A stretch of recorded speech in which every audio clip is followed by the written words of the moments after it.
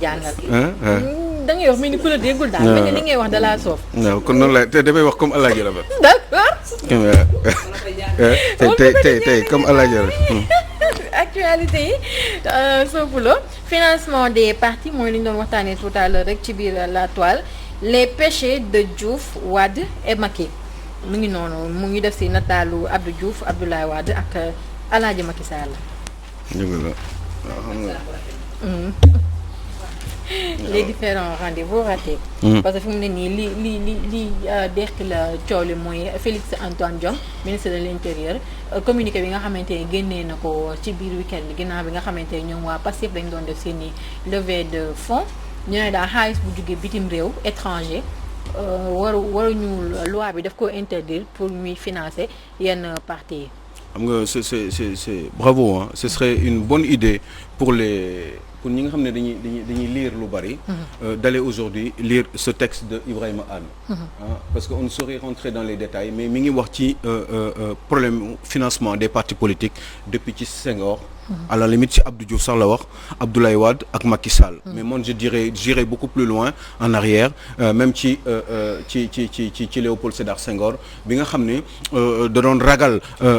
justement Abdoulaye Wade comme moom il était du côté de la gauche en général da doon ragal ci côté Abdoulaye Wade mu am ay nit ñoo xam ne dañ koy dimbali bitim réew mooy tout ce qui est international libéral et cetera donc finalement il a pensé à réguler cela pour gën a tënk Abdoulaye Wade balaa ay yenn nit ñi di ko dimbali ci alal ndax mën ko fi jëlee moom Léopold Sédar Senghor donc finalement bi mu tegee loolu c'était juste pour essayer de canaliser ce président de la République alors celui qui l'a remplacé donc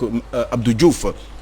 moom en 1981 bi mu ñëwee aussi gis ngeen loi bi ngeen di dégg fan yëpp ñu koy wax la loi 81 qui a été modifiée en 89 boo xam ne mooy réglementer encore les partis politiques waxoon na ci comment financer les partis politiques jox na ay explications ci loolu tënkoon nañ ko def ko une loi mais dañu am benn détail boo xam ne dañ ko fàtte woon mooy justement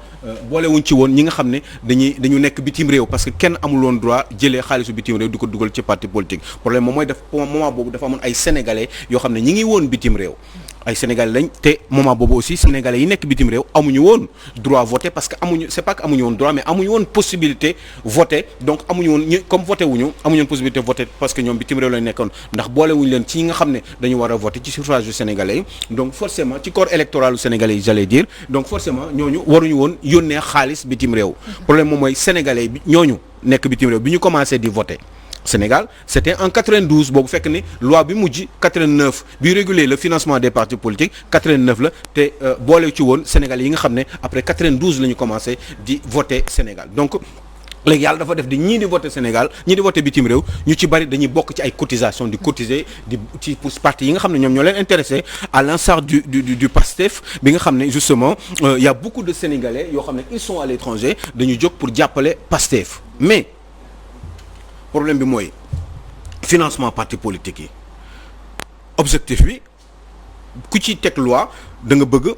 pour mën a am le contrôle et la transparence dans la gestion financière des partis politiques ñoom ñëpp kenn mësu ko ci respecté Senghor xool leen ko bi mu fi nekkee y avait beaucoup d'argent au parti socialiste yoo xam ne PS moo ko doon gérer parce que ils avaient derrière eux l'international socialiste li ñu njëkk a def mooy tabax parti bu tudd parti socialiste yeneen parti amuñu woon dara xaalis boobu ñoom fan lañ ko jëlee woon moment boobu moom ñoom waa PS bi ñuy tabax parti socialiste jël suuf bi nga xam ne moom moo nekk Colobane noonu entre Colobane Cité Port ak Bopp jël ko tabax ci d'ailleurs une partie léegi dañ ko jaay sax Total parce que dañu bëgg gën a renflouer les caisses du parti socialiste gis ngeen loolu am PS bi mu fi jógee Ablaye Wade ñëw moom it il avait beaucoup d'argent pour son parti nga naan kii fan la jëlee alal boobu mu amoon moom Abdoulaye Wade gis ngeen finalement parti bi mu tabax ci VDN bi moom Abdoulaye Wade bi mu ñëwee xaalis boobu fan la ko jëlee moom parce que ñoom ñi ngi woon ci nguur gi moom moo tax ñu jàll ci loolu gis ngeen Macky Sall bi mu ñëwee gis ngeen ni mu négocier ba récupérer une partie suufu waa Sotrac parce que Sotrac Dakar avant Dakar dem dik Sotrac moo fa nekkoon gis ngeen une partie bi nga xam ne négocier na ko ak l'ancien DG maître Moussa Diop bi nga xam ne après dañ ko dàq ba jot a am ci suuf soosu ba gis ngeen bisu bi waa APR tabax APR boo xam ne parti ñetti at la gis ngeen APR fan la war a mën a jëlee xaalis pour mën a tabax lu toll noonu xaw ma ndax romb ngeen ba gis ko fan lañu est-ce que dool ma ne ñoom seen cotisation moom moo tax ñu tabax loolu mënul nekk ñooñu loolu ñemuñu jël alxuraan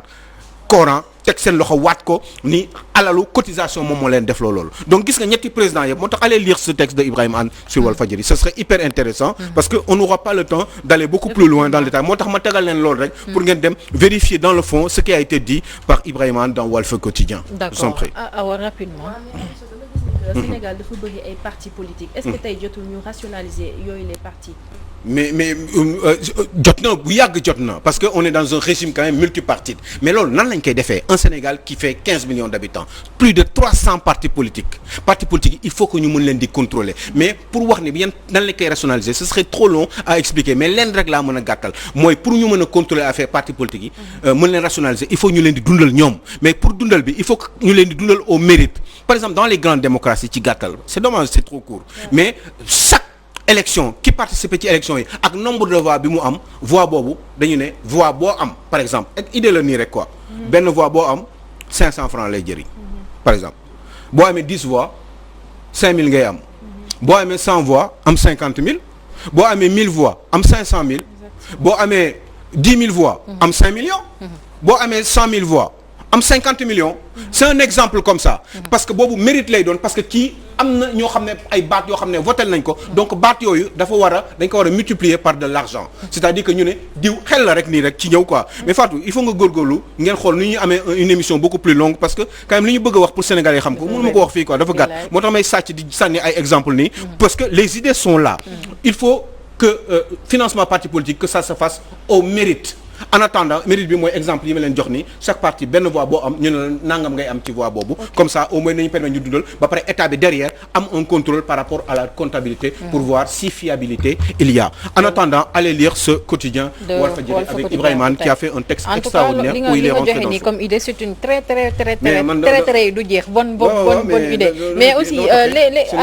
les Sénégalais de l'extérieur il faut que ñu xam ne aussi ce ne sont pas des étrangers parce que fan yii yëpp ñu ngi wax ay étrangers mais les Sénégalais de l'extérieur duñu ay étrangers mais Sénégalais de l'extérieur maa ngi koy wax fii démb Sénégalais de l'extérieur il peut être et sénégalais et français waaw Sénégalais de l'extérieur boobu mun na lijjanti benn muuni boo xam ne dafa bëgg a dimbali Ousmane Sonko mais xam nga Fatou du ak ket leer na Serigne Touba te loolu li may wax ne je parle à la télévision te loolu ku ñemee na nga ñëw fi jàkkaarloog man gis nga parti politique Macky Sall bu doon ay cotisation kese la du nekk président de la République Macky Sall am na ñu ko jox ay centaines de milliers voire des milliards pour mu résister Ousmane Sonko ne pourrait jamais atteindre le pouvoir te yow Ousmane Sonko xam nga ni man li ma lay wax dëgg la billahi wallahi talahi xam ngeen ni fu ñu toll nii fii ba 2024 en tout cas amuloo possibilité gagner élection ak di nga mën nga am député mën nga am sax majorité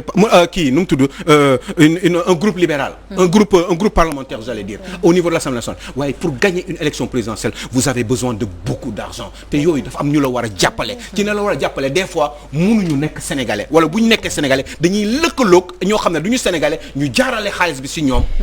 pour ñu mën la ko indil parce que ñoom ñoo ci gën a yeyoo ndax ay sénégalais lañu mun naa tudd Aliou Sow ñu jox ma alal bu dul jeex ne ma joxal ma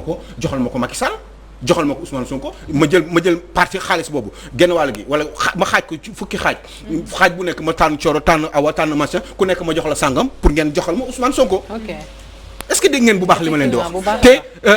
dama bëgg Sénégalais yi xam moo tax may wax li may wax ni te mënuma sax dugg ci détail ndax li ma war a wax fii ba midi du dañ mais je vous assure te dafa gudd je vous assure d'une chose c'est que Ousmane Sonko ne pourrait jamais atteindre le pouvoir ce n'est pas possible tant que avec cotisation mënoo yegg ci nguur da nga soxla xaalis Macky Sall pour mu dóor Ablaye Wade dafa am ñoo xam ne ñoo ko jàppale ci suuf am ñoo xam ne sax dañu jàppale Ablaye Wade ba pare jàppale Macky Sall waaw mais bien sûr mais ak ñeneen donc mais xam nga il faut être honnête rek pour militant Sonko yi quoi ñu xam il faut être honnête Sonko n'est pas fou te xam na bu baax li may wax pour gagner un pouvoir pour atteindre le pouvoir en tout cas Sénégal fii ba 2024 bu dee dafa bëgg am chance pour gagner il lui faut de l'argent ñoo xam ne dañu bari xaalis et beaucoup d'argent ñu daal di génn ci politique bi dem wax ci li nga xamante wàllum parce que gars yi xam nañu ñoom loolu ñu def Sonko mën na ko def. c'est ça. d'accord ayca waroon nañu wax ci Mimi Idi mais dama leen di tëb sopp la ñu wax ci leen loo xamante ni dafa soxal bu baax a baax askan bi moo nekk à la une de Sud Quotidien location à usage d'habitation dama bëgg ñu ñëwaat si parce que démb seetaan naa leen tuuti am na lu ngeen ci jot a wax alors la grosse arnaque alors 6 années après la loi du 22 janvier 2014 la jungle de la dérégulation et la poussée inflationniste. Absolument. Ben oui parce que finalement Macky Sall li mu bëggoon yëpp def intention peut-être yu baax la woon mais finalement gis ngeen fi mu mujjee. dañu mujjee amatul benn njëriñ parce que ñi nga wàññi loon loyer bi fekk nañ ba genn wàll ñi fa nekkoon yëpp dàq nañ leen. pour jëlaat ay nit ñu bees fixé leen benn loyer boo xam ne sax amaana yamuñu woon sax ci prix bi Macky Sall jëlee woon mbir mi ba wàññi ko à 30%. parce que par exemple bi nga daan fay 100 000 francs. 150 000 francs par exemple normalement da ngay ñëw 100 000 francs ngay fay léegi par mois bi ñu wàññee affaire à 30% waaye gars yi ñi fa nekkoon fexe nañ ba dàq leen xam nga bailleurs yi man laa am problème ak ñoom parce que ces bailleurs là ils sont là dans ce pays là Dakar tabax ay kër boo leen waxee ñu ne ciment bi dafa cher machin bi dafa cher ce n'est pas vrai te du ñu fay impôt genn wàll dafa cher je vous assure d'une chose pour terminer rek genn wàllu bailleurs yi nekk Sénégal yëpp 90% du ñu fay impôt dañuy naan foofu loué wuñu kenn alors que ñooñu di loué duñ ko enregistré normalement man Alioune Sow wala yow Fatou Ka boo loué benn béréb dañ la war a enregistrer parce que moom ci boppam ci loolu nga loué daf ci war a fay ay impôts mais duñ ko déclarer officiellement te dañ gis ay immeubles 15 appartements gis nga xoolal 5 rek la ñuy déclarer alors donc il faut gars yi service sa mu demee nga ñëwaat ci jàmm ak salaam alors Charles coppel ma micro coro ci jàmm ak salaam on me donne rendez-vous ëllëg inchallah fi nga ni damay jàppale Charles si guerre bi moo tax on me donne rendez-vous demain inchallah lune bo na la yàlla sa mu demee nga ñëwaat ci jàmm ak salaam coro sama xarit la woon mais boo duggee si ay affaire Charles rek ma kii la billaay waaw loolu dinaa la may nga wax ko dinaa la ko permettre alors ñu ngi souhaiter un joyeux anniversaire à Ndeye Ami Fall ñu gën koo xam ci Mia Saliou kooku sama mbokkum taalibe la depuis Parcelles Assainies unité 9 joyeux anniversaire ma chérie c'est de la part de Xaali ba nekk fii nii ci kër gi mi ngi lay souhaiter un joyeux anniversaire nga dund yàlla sàmm la teral la nga koy fêter année yu bëri